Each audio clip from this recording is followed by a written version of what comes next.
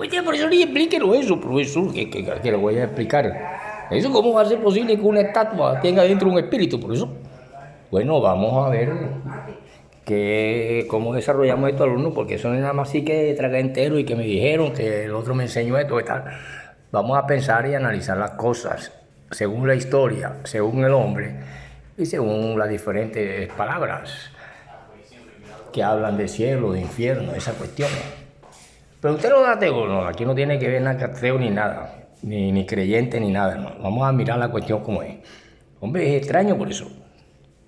Bueno, lo que queremos aquí explicar es que si ustedes analizan bien la historia del libro y analizan, primero que todo, por qué nos enseñan algo de otra cultura, podemos analizar que ya en la antigüedad existían leyes, existían juicios,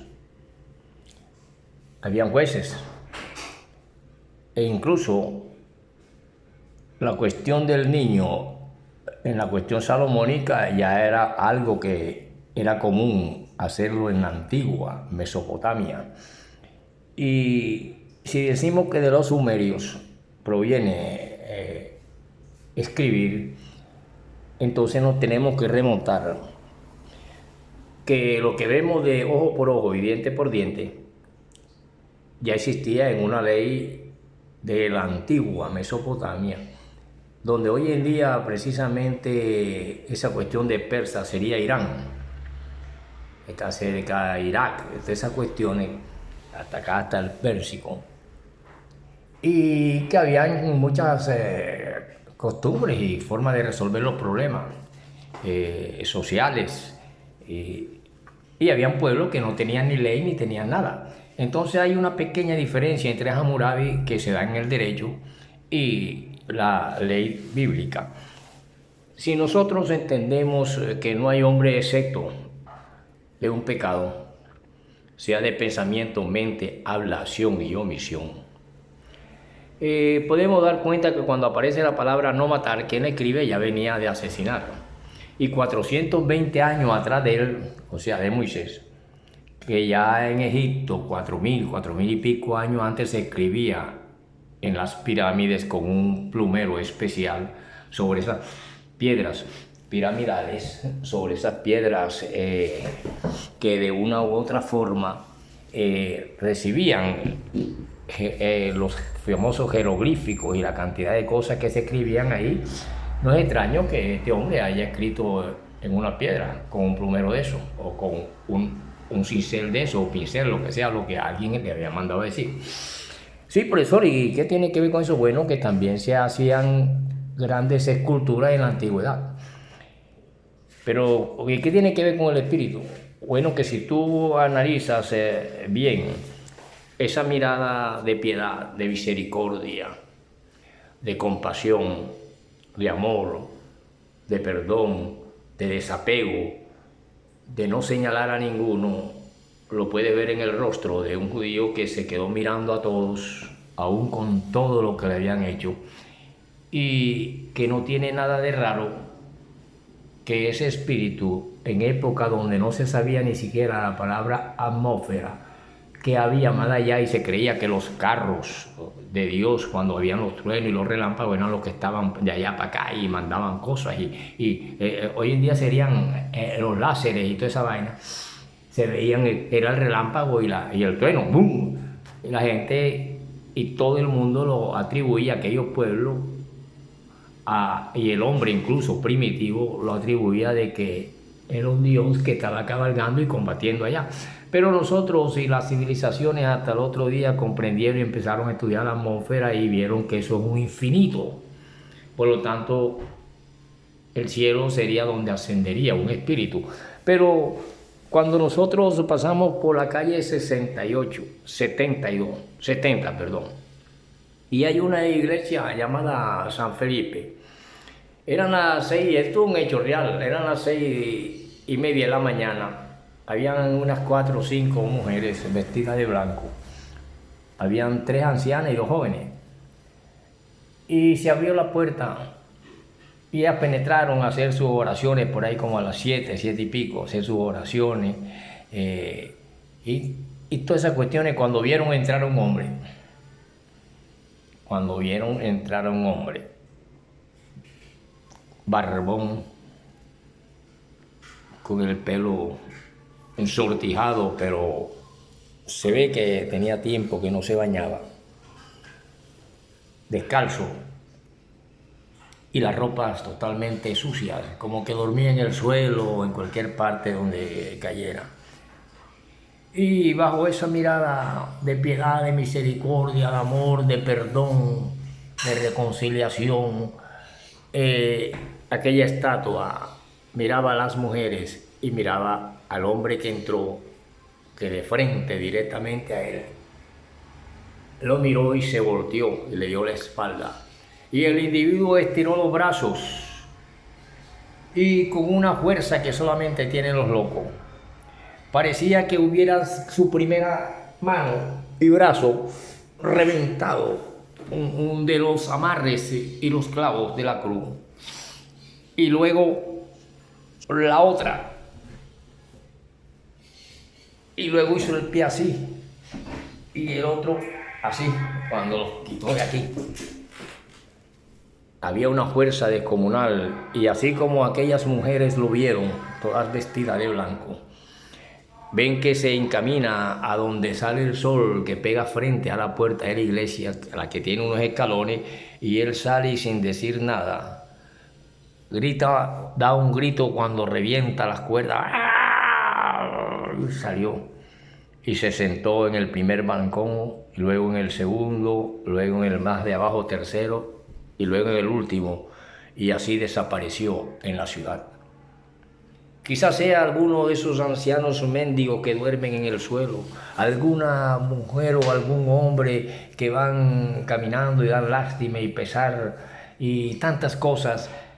En usted, en mí puede habitar ese espíritu. Pero entonces, ¿qué es espíritu? Pero eso, bueno, la única manera que un hombre no tenga espíritu es que no tenga voluntad, sentimiento ni inteligencia. Ese es el cuerpo y la matriz del espíritu. ¿Y por qué dice que ni Moisés ni Abraham estarían exentos del infierno? Bueno, sencillamente porque cuando se escribe la ley, dice no matar, pero ya que el individuo había matado. Y 420 años de Moisés, cuando ya se escribía en pirámides, pasó un Abraham que venía de allá del otro lado del Éufrates hacia acá, de Eber, ¿no? Algo así, de ahí donde proviene la palabra hebreo, Eber, algo así, y proviene y atraviesa y llega acá a su vagar. Deja tu parentela, deja todo, deja esto y tus dioses y tus cuestiones, y que yo te voy a mostrar. Bien, entonces pondré las naciones para bendición tuya, etcétera, etcétera, como... pero él llega un momento en que tiene que asesinar con su gente que hace para poder llegar, porque el objetivo de todo era llegar al Jordán, porque era donde había agua. Los mismos los que estaban donde provenía Goliat peleaba con esta gente, porque esta gente estaba en el Jordán, y el agua era la máxima expresión de vida y la máxima riqueza. Y por lo tanto tenían que haber esos combates, porque la invasión es para conseguir su agua y tener paseo e incluso adueñarse de un lugar donde estuviera cerca, un río. Y el mar Mediterráneo era pura agua de sal, y el más cerca le quedaría sería allá en el Nilo. Por lo tanto, coger un poco de agua era difícil, y por eso tanta guerra. No era el petróleo, no era el oro, no era nada de eso. Abraham había asesinado por unos escudos y unas espadas, y que cuando le toca pasar por un caserío, unas chozas y vainas, y encuentra un sacerdote que es el famoso Melquisedec, y este le pide que le deje algo de lo que lleva, escudo, cosas, y él le da un 10%. Y ese 10% a él le sirve en su economía. En ese entonces no se hablaba de economía política ni nada de esa vaina. Él le deja, él así, y si pasa por aquí me tiene que dejar algo. Yo también tengo gente aquí que alimentar y que para defenderme con algo, ¿verdad? Y Abraham venía de asesinar a famosos reyes, entre eso estaba Arquelao y otros más. Y ahí es donde se pasa por ese caserío, que tenía un nombre.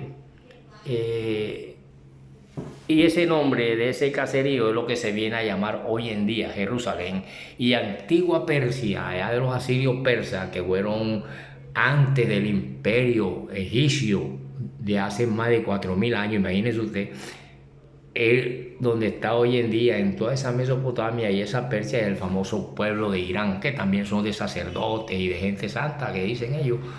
Pero que todos los hombres, los que han, dice la Biblia, que ni adúlteros, ni ladrones, ni embusteros, ni apegados al dinero, gente avara, codiciosa, lasciva, adulterios, asesinatos, robos, saqueos, según la ley, esa ley los condenaba a muerte. Y por lo tanto, la misericordia de aquella estatua que todavía tiene en su rostro, aquella piedad con esa columna de estrella, de espina, sangrado totalmente, cordero inmolado, le decía que aún los amaba y los perdonaba. Pero toda esa gente, incluyendo a Abraham y Moisés, estarían también condenados al infierno. Hombre, profesor, como que nosotros sabíamos esa explicación, por eso, claro, tendrían que irse a la historia y ir de aquí hacia allá para que se den cuenta que cuando nace la escritura y cuando ya se escribe en las piedras de las pirámides, y que en esa cultura llegó una princesa y cogió un niño que vive en el agua y lo educó como príncipe para que llegara a ser príncipe de ahí, y quizás hasta faraón, y por supuesto que no era un cualquiera. Si tú educas a un hijo para ser presidente o algo así, hoy en día, por supuesto que tiene que saber escribir la cultura aquella. Y en aquella cultura se escribía en las pirámides con un estilógrafo o un plumero, diríamos hoy en día, pero que en aquella época era una forma de un cincel, algo que grababa en la pared. Por lo tanto, esa estatua me da la idea de que conservaba desde hace miles de años el espíritu de voluntad, sentimiento e inteligencia. Y que en esa estatua de San Felipe, donde cada vez que se celebra una homilia o algo, ese espíritu ha venido viendo a todas las personas las cosas del cura, el que mete el billete falso cuando recogen la ofrenda, todo, no se le escapa nada. La señora que se le rasca la teta, la otra que viene a encontrarse para salir en adulterio con otro. Tantas cosas, esa estatua nadie le engaña. Y ese día, bajo un sol inmenso, ese hombre llegó y reventó y se bajó de la cruz y caminó por la ciudad. Si lo encuentra por ahí, dele algo, que quizás esté necesitando un vaso de agua como lo pidió en la antigüedad, o un pan. Puede ser el que está tirado en la esquina, el anciano, la anciana. Ese espíritu se puede meter entre las piedras. Y una vez dijo, aún las piedras hablarán. Nos vemos en la próxima.